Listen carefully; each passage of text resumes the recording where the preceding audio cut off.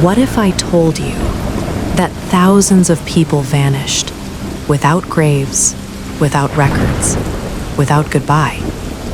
Not in medieval times, not in some distant dictatorship you barely recognize, but in Argentina between 1976 and 1983. And some of them were thrown out of airplanes, alive, into the Atlantic Ocean. Let that sink in. This isn't urban legend. This isn't exaggerated propaganda.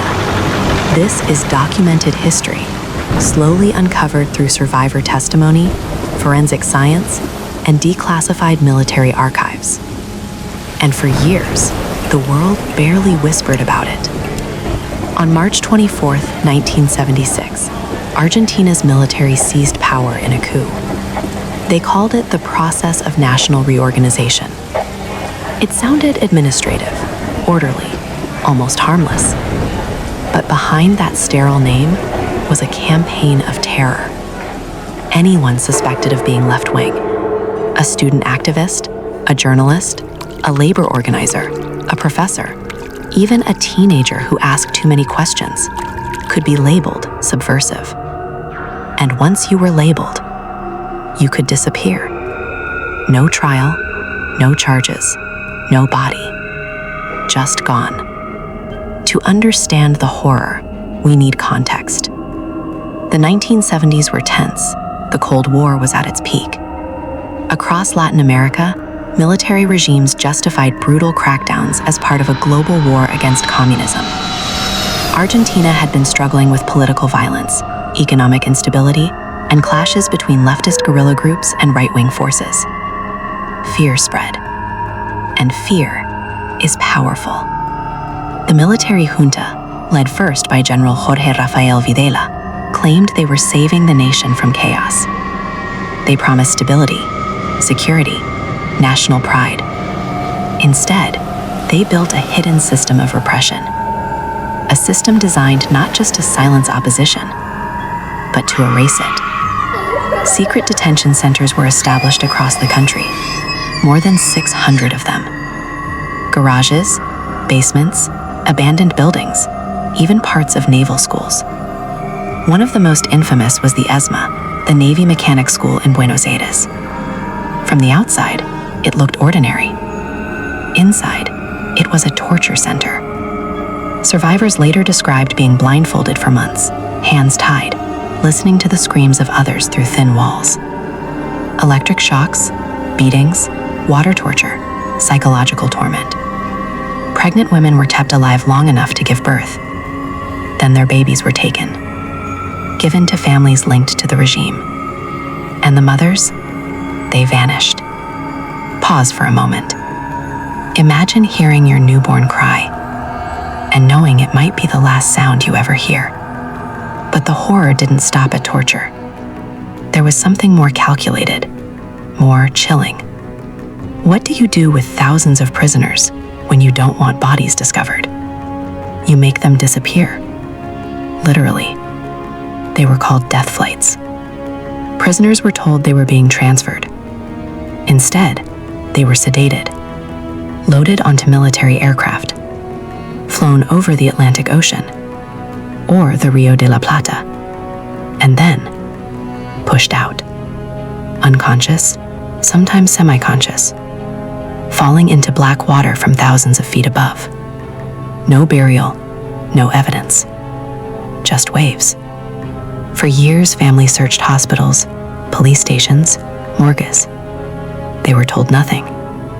Officials would say, "We have no record of that person," as if they had never existed. But something unexpected happened. A small group of mothers refused to stay silent. In 1977, they began gathering at the Plaza de Mayo in Buenos Aires.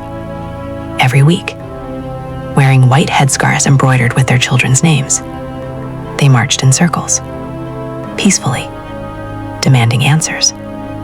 Where are our children? The regime tried to dismiss them, then intimidate them.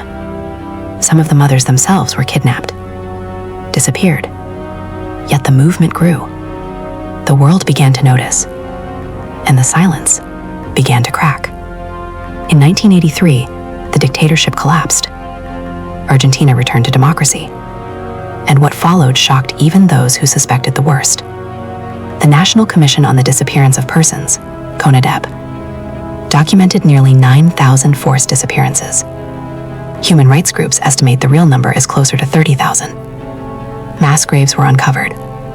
Bodies washed ashore years later, identified through forensic anthropology. Former officers testified. Pilots confessed to participating in death flights. One described it as a Christian death, claiming victims were given a chance at repentance before being thrown into the sea. Let that contradiction set with you. Religion, twisted into justification for murder.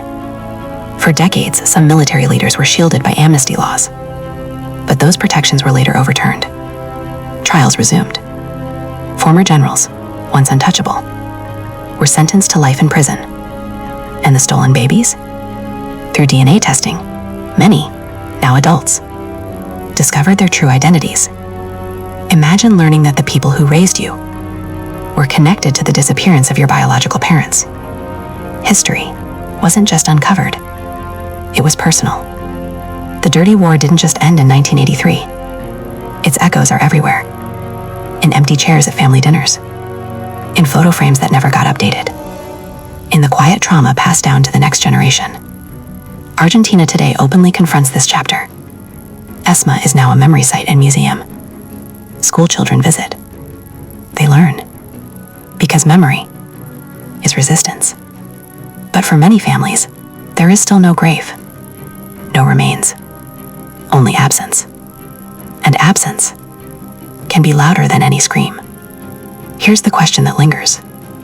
How does a society reach a point where neighbors disappear and most people look away?